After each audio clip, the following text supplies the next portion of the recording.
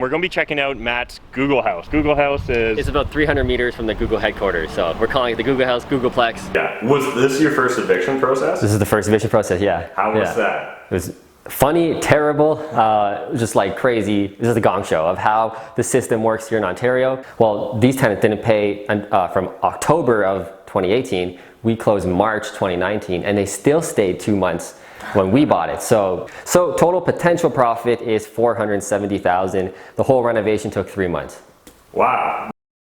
What is up, you guys? Matt McKeever here with Matt Piche. We're here in Kitchener, Ontario, and we're going to be checking out Matt's Google house. And so first of all, the reason that we're calling it the Google house is... It's about 300 meters from the Google headquarters, so we're calling it the Google house, Googleplex. It's all good. Yeah, I love it. And so it's also really close to transit as well, right? You have the Via station and Go so again, right 300 there. meters, like a 3-minute walk. All right, so Matt's going to kind of show us, he's just finished up wrapping up the renovations. You're right now in the process of vetting tenants, right? Exactly, yeah. So let's check out the unit, and maybe Matt can give us some tips on selecting tenants as well while we check it out. So let's do it. Do it.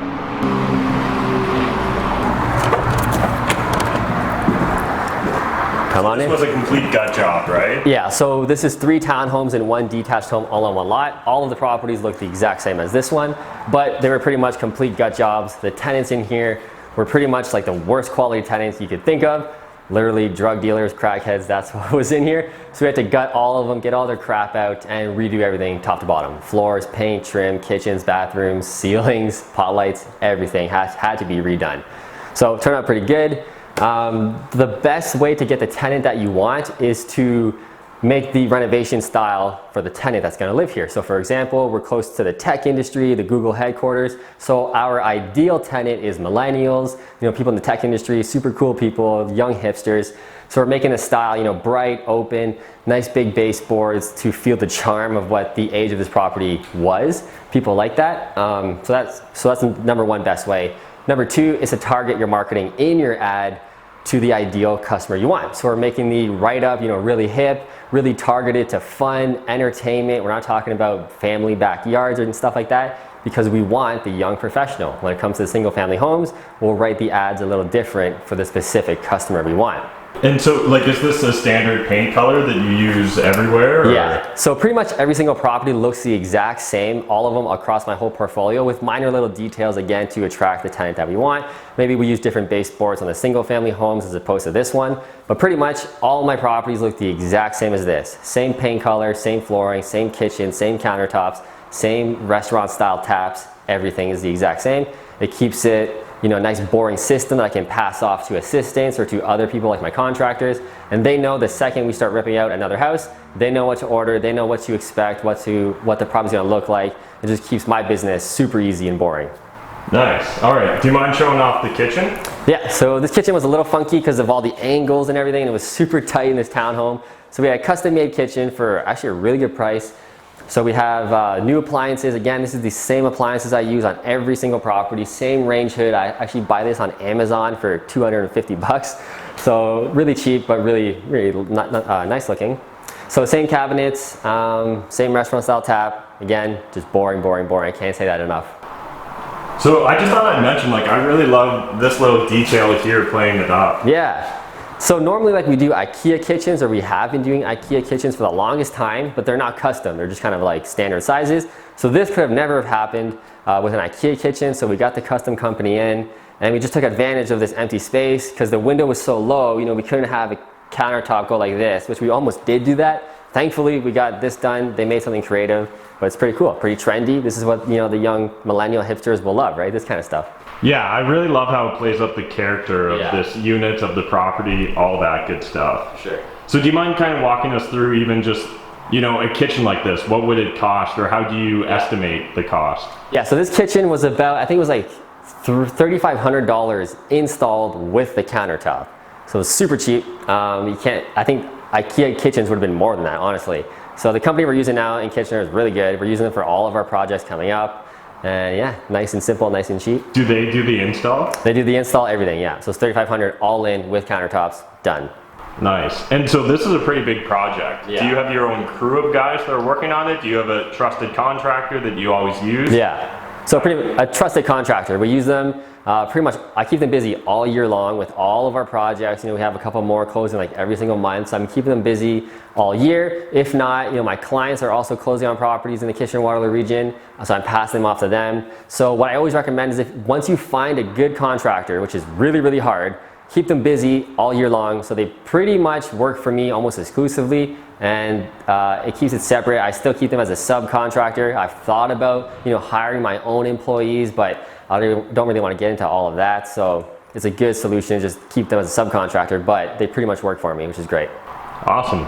Let's check out the upstairs. Yeah, for sure. So the theme's going through, the same color theme going through. These stairs had to be rebuilt, and actually all the units, they were just so old and dangerous. So we had all the stairs redone. This is the carpet I always use on all of our properties. So I like to use carpet on stairs just for safety. If we do have families with kids and they fall down the stairs, you know, it's a little safer, a little softer. Bathroom here was a complete gut.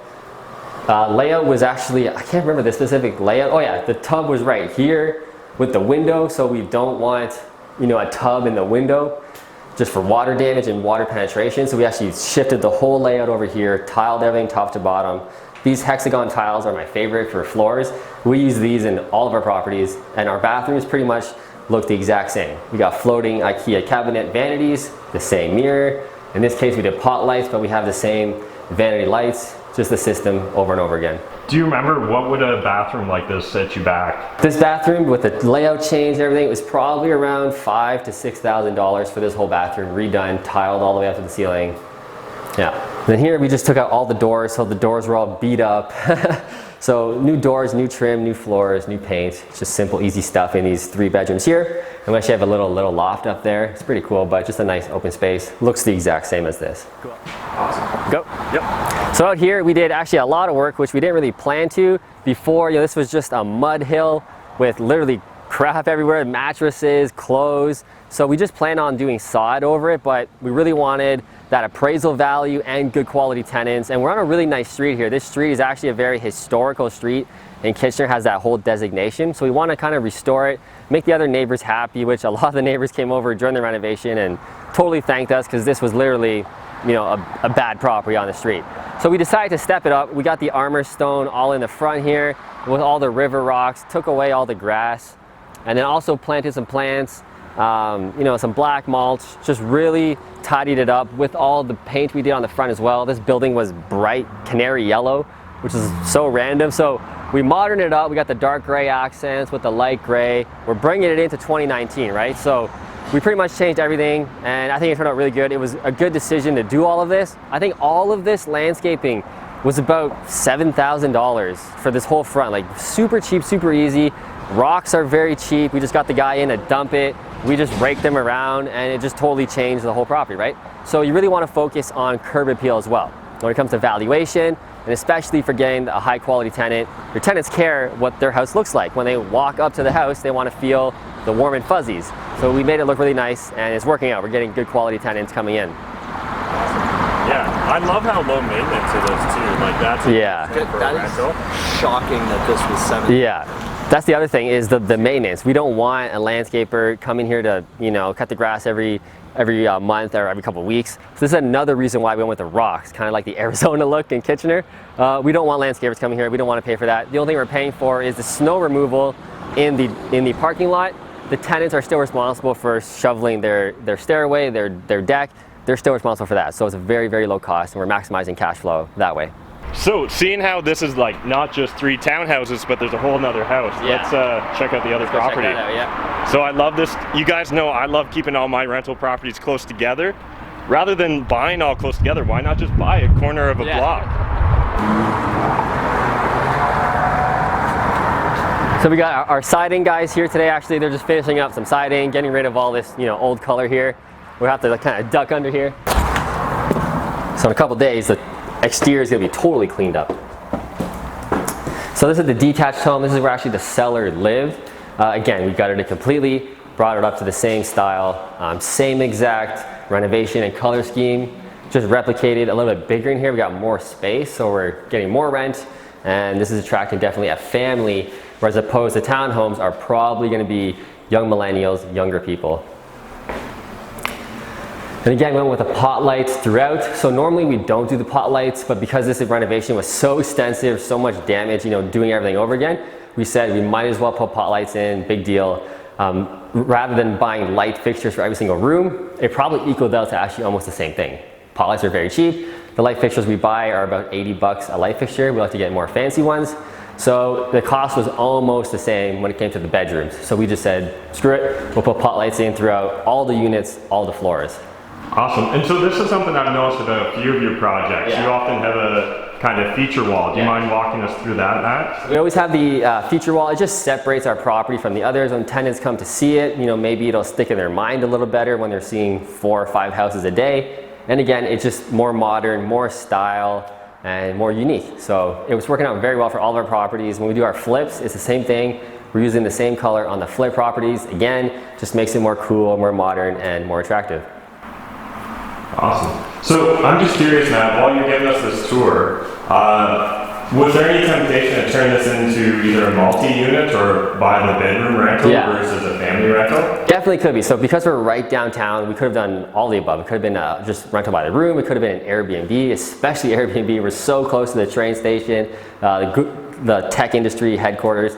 So it was a thought, but we just want passive. We just want it done on this specific property and move on to the next one.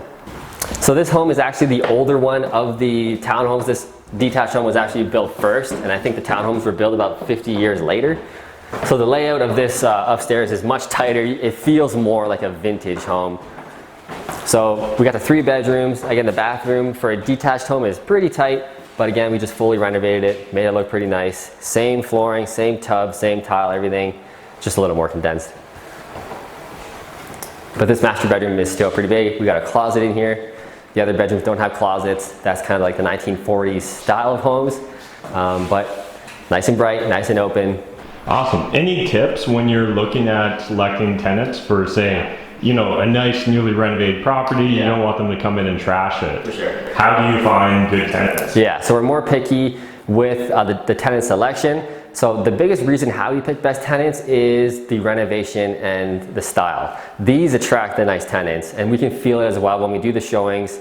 You can use your gut and really feel if someone's not a good fit, just how they talk, just what they're about. You can feel that pretty good. So we always trust our gut, but on the back end, we always do obviously credit checks, employment checks, and for our properties, and this one specifically, we're really looking for income. We want our people to be working, responsible, take care of the home. So if they're making over $40,000, $50,000 per tenant, you know, usually that means they're good quality, they're responsible, they're goal, you know, oriented about their life, that they take care of their life. So we're looking for that, and obviously credit score. I'm not too picky about credit score because there's a reason why tenants are tenants. They probably don't have the best credit, so I'm not too picky about that. But over 550, 600, we're looking for at least that, preferably 650 or more. But using all of those combined, that's how we kind of find good tenants. Awesome. Do you use like open houses, or do you do booked schedules, or kind of how do you go about actually showing the unit when it's time? So I always do open houses at one time. Everybody comes at the one time. That creates, you know, like kind of like a bidding war effect. People need to act quick. Oh my God, there's 10 people walking through the same house I am. I better put my application in today. That's what I want to create. Also, I don't want to waste my time and showing the property for like 3 hours, doing 15-minute intervals. I got to move on to the next thing, get more deals. So one time, everybody comes, it works out really well. Awesome. So here we are now inside the Google house, let's call it, or the Google neighborhood. Yeah. And so kind of break down for us, Matt, exactly what the story is on this property. So it's kind of unusual. It's not just a single unit or a duplex. So it's 3 townhomes right here on the front of the street, and on the other side we got 1 detached home all on one lot. So it's basically 4 properties on one lot. This property's on the market for like over a year. I actually sold it to clients 3 times, and it fell apart every single time because of financing, because of the condition of the property, the tenant profile, and that it was kind of commercial zoning. So a lot of the banks didn't want to touch it. It was in that gray area of residential, commercial. So I eventually bought it with our partner's cash. It's the only way we could do it. So what was it originally listed at? So it was originally listed at $799, and we sold it, like I said, 3 times around $780, around $775. And then by the time we bought it, the seller was like motivated. He was just angry with the process of how long it was taking. So we got him down to $730 for all 4. How did you approach this differently than the other people whose offers fell apart? Yeah, so we approached it as firm offer, which is usually always the best case if you really want to get a good deal or just make the seller's life easy as possible. Like I said, all the deals fell apart because of financing. So when we brought a cash offer, closing immediately, he just took it and said, screw it. Nice. Did you accept all the tenants then, or what did that look like? Yeah, so in the offer, we actually got all the tenants to sign eviction notices saying that they were going to leave before we closed. We'll get into that. It didn't really work out. But in the offer, we had all the tenants sign eviction notices. So that was part of it, which was really important to us. The tenant profile in here was the worst it could be. It was literally crackheads, not to be too mean, but that's literally what they were. So we didn't want those tenants. Yeah. So essentially, do you mind, let's kind of get into a bit of that story with the tenants. So originally, like a lot of us, when we're looking at buying, real estate deals, we're looking at value adds. Yeah. Often the reason there's a value add is because those tenants have kind of worn down the property. Sure. The landlord's kind of thrown their hands up in frustration. So how did you negotiate with the tenants? How did you get them to originally agree? And was that like an N9 or N11? N11. So we had the seller do that. So it was all up to the seller. I kind of coached the seller through it. And most of the seller's realtors how to do this. They had no idea what an N11 was or how to do this. So we just approached them. They paid them to leave, which is always the best way to do it. Keys, cash for keys. And then they got them to sign the N11s. That's all I cared about as the buyer. And then we dealt with it when we closed. But the seller actually lived in a detached home. So he left, obviously, no problem. And then one of the tenants actually left. They were decent, actually the ones in this unit right here. They were pretty decent. They left like they were supposed to. The other 2 did not leave. So we had to go through the whole eviction process. But thankfully, we had that N11, or else we would have been totally screwed. Yeah. Was this your first eviction process? This is the first eviction process, yeah. How was that? It was funny, terrible, just like crazy. This is the gong show of how the system works here in Ontario. Totally unfair. It literally took about 2 months, which is kind of fast, but because we had the N11s, if we didn't have those, it would have been, well, these tenants didn't pay from October of 2018. We closed March 2019, and they still stayed 2 months when we bought it. So it's totally broken, the system. Yeah. Okay, well, I appreciate you kind of breaking that down for us, because I know that's one of the big questions a lot of people have is, how do you get vacant possession? Any other tips or thoughts now that you kind of went through this once? How you would approach it differently? Or I think I approached it the exact same. Yeah, you can't do much in Ontario. Your hands kind of tied. Like when I help clients buy properties, or if we do buy more properties with tenants, now that we're moving to multifamily, getting those N11s before you close as part of the offer is super important. You're covering your butt. If you have those and they do stay like these tenants did, you just apply for the eviction. It's straightforward. They can't appeal it. It's straightforward. They sign the eviction notice. So super easy that way. Nice. Well, I'm sure we got the numbers here. People probably want us just dive in. So do you mind run us through quick, and then we'll break it down line by line? Yeah, definitely. So we bought the property, all 4 for $730,000, but it was a total piece of crap. Maybe we can show some old videos from my past videos to see what it looked like. We put in $250,000 in renovations, and that's fixing all 4 units completely top to bottom, new electrical, new plumbing, everything you see here, brand new kitchens, all the new outside. So all 4 for $250,000. So all in, we're in for about $980,000. The property is now worth $1.45 million, possibly even $1.5 million, but we're gonna be a little conservative with the refinance or throwing it on the market, which we can get into in a bit, which is probably what we might do. So total potential profit is $470,000. The whole renovation took 3 months. Wow, that's for all 4, man, to do it that fast. So let's first dive into rentals. I'm sure people are going to want to hear more details on this. What did you originally set out with $250,000, or what was your original budget, and how did that evolve? Original budget was $180,000 to $200,000 in 2-month timeline, but we had a couple tenants stay past, so that slowed us down a little bit. And the electrical, it was mostly knob and tube, which we knew there was some knob and tube in just the light fixtures. Turned out there's knob and tube almost everywhere. So the electrical bill that was expected to be $20,000 was about $35,000. And then plumbing as well. We also changed bathroom layouts. It just didn't work with the old framing, the old style. So there's way more plumbing. Again, that bill was a lot more, but 250 for 4 houses completely flipped. I think we did a pretty good job. It's actually really impressive, kind of seeing the before and after. Yeah. So obviously, when you're spending your money, where are you mainly focusing, other than the mechanicals of electrical and? Yeah. So my favorite renovations are just the cosmetics. I'm kind of known as like the lipstick mascara guy. Got the accent walls, paint, floor trim, kitchens, new bathrooms, new tile on the floor. That's what I like to stick with. Moving walls and stuff, I don't really like to get into that, which we didn't do here at all. But here was just straight up lipstick. The place was in rough shape, hoarder, type tenants, just crap everywhere. So we just got everything out, cleaned it up, easy. That's why it only took 3 months to kind of flip all 4 properties. Yeah, and so do you have similar finishes in all the properties is kind of what we're standing in here? Yeah, so all 4 look the exact same. Just different layouts slightly, but same exact kitchen, same floor, same color, same accent walls. They all look the same. So do you mind sharing with the audience, like where are you buying your kitchens from and your flooring? Yeah, so the flooring we just get at Flooring One, or Carpet One in Kitchener. There's a ton of them across Canada.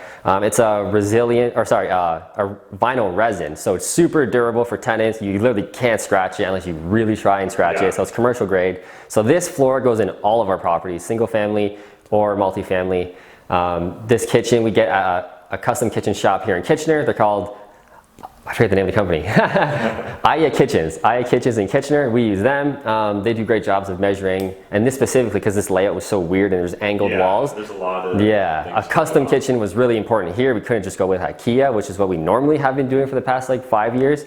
But these guys are great prices, super cheap, and they look a lot better. So we go with them. Like the kitchen taps, a lot of them we get on Amazon. The kitchen sinks on Amazon. This range hood I get on Amazon. Again, all the properties. So actually most of the materials I get online, whether it's Wayfair or Amazon. Those are my 2 go-to. So all like the light fixtures I get on Wayfair and all the fancy stuff like that. Nice. I've never actually used Wayfair. Yeah, it's awesome. I use it for like everything. And like most of the renovation I order online like the day we close or 2 weeks before. I can just literally order like everything, have it shipped when I want it, all online, which is cool.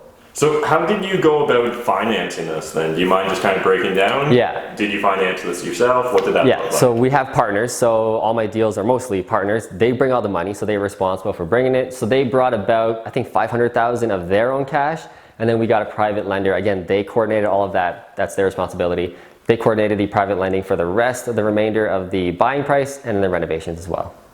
And so do you mind sharing with the audience, how difficult would it be for your average person to finance this? I'm thinking coming with about 50% or $500,000, essentially 50% of your total all-in cost. That's really going to allow you to have some leverage when dealing with private lenders. Exactly. So private lenders for this specific property was absolutely necessary. Like I said, the big banks did not want to touch this one. But when we're getting up to this price range, you probably have to start going to private lenders, so just other investors, other people, or even private lender institutions that will lend on a more risky project like this. Nice. And so ARV, have you had this place appraised yet? So we're getting appraised about in a week or 2, but we have a bunch of comps. It's because it's multifamily and commercial multifamily, because it has to be with the zoning. It's all based on cap rates and numbers. So the cap rate, actually, this price should be like 1.5 or more million. So we're going to be a little conservative and go with 1.45. We feel it's very strong. If we don't get the appraisal price that we want, which I really think we will, we'll just put it on the market probably next week actually, and just see if anybody's interested to buy it as is, another investor. And now they can actually finance it because it looks nice. Nice. And so what sort of range of cap rates are we looking at? Yeah, so for this, we're right downtown Kitchener, right by Google. So this is like a grade A area. So grade A areas in Kitchener, we're looking at 4.5 cap, even 4.25 cap. That's standard for here, and that's a good deal in this part of Kitchener. So people are like, oh, I get 8% somewhere else in Ohio or whatever. 4.5 in Kitchener is like smoking in this area. That's a good deal. Right. Yeah. Okay. And so any guesses on, say, if you were to put it on the market, like who would your buyer be? It would have to be another investor, I would think. So I mean, somebody could live in one of these units and rent the other ones, which would be cool, but that's a pretty hefty price tag for a home buyer. So it's probably going to be another savvy investor, somebody who wants a boring turnkey property, probably a Toronto investor who wants to park their money in Kitchener. That's probably the ideal buyer. Yeah, and I'm assuming it's merged title, so it's not like you can separate them up easily. So. Yeah, so you could possibly do that, but right now it's all 231 Victoria Street, so just one address. Awesome. So let's dive into the rent numbers. I know Matt's broken it down for us. So And do you remember, first of all, what these properties were renting for originally? I don't remember these specifics, but this one here was a 3-bedroom town. I think it was like $1,200. The other ones were $1,100 or $1,000. And the detached home, the seller lived in there, so that wasn't for rent, but super low quality tenants as well. But now, this one here, we're in the 3-bedroom town. This will rent for $1,750 plus hydro and gas. So because they're all townhomes, it's one water meter. So we pay the water, but they pay hydro and gas. Yeah. So $1,700 or $1,750 for the 3-bed, and then we have two bed towns. They rent for $1,650, $100 less, and the detached is $1,800 plus all utilities. And so do you mind sharing with the audience, when you're figuring out what price to rent them out at, what resources or how are you determining what market rents are? So there's a great resource called padmapper.com. It'll kind of compile all of the rental listings in your city and give you like what's the average. But since I'm a real estate agent and investor, focused on investors, I know what the rates are. So you're better off working with other investors or asking your local realtor who specializes with investors what the going rates are. They'll know more than, PadMapper or stuff like that. They'll know the real rates. Awesome. And so right now, obviously we're staying in one unit that's vacant that you're currently renting out, but your expected cash flow is $1,000? Yeah, once it's all said and done, after the refinance too, and we get all the money back, it'll still be around $1,000 cash flow. If we get these rents, which we have one of these rented already, we just got the other 3 to fill, which we're working on right now. Nice, I love it. And so will you continue with this JV partner on future projects? Like how do you go about attracting a JV partner to something like this? So how I attract all my JV partners is online through YouTube like this, social media. That's how I get all my partners. These specific partners, they like bigger stuff, so we can definitely do more if we find kind of this exact business model. We'll do more business for sure. But yeah, most of my partners just come from social media. Sweet. And so if people want to reach out or find you on social media, what's the best way? Definitely YouTube is number 1. So type in The Fruitful Investor in YouTube. You'll find me there. I post a ton of videos there. Or just type in Matt Piche on Instagram or Google. You'll find me pretty much everywhere. Sweet. Thanks, Matt. Cool.